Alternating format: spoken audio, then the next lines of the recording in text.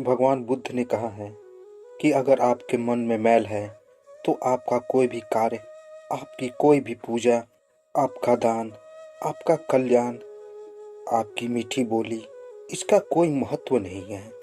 नमस्कार दोस्तों, मैं आज इसी संबंध में महात्मा बुद्ध की एक छोटी सी कहानी आपके सामने लेकर आया हूँ।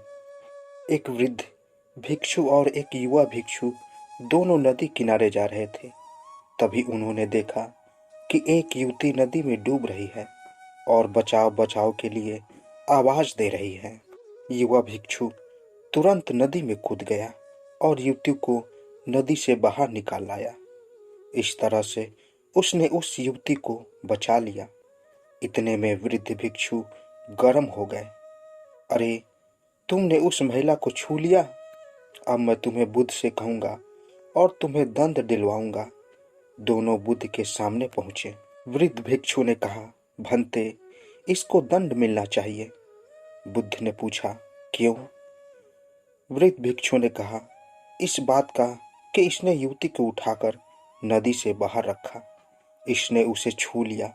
इसका ब्रह्मचर्य नहीं रहा, इसलिए इसे प्रायश्चित मिलना चाहिए। बुद्ध ने कहा, प्रायश्चित पहले तुम ले लो। मैं किस बात का प्रायश्चित लूं? विस्मय से उसने पूछा। बुद्ध ने कहा, इसने तो उस महिला को उठाकर वहां ही रख दिया, पर तुम तो उसे अपने मानस में उठाकर यहाँ तक ले आए।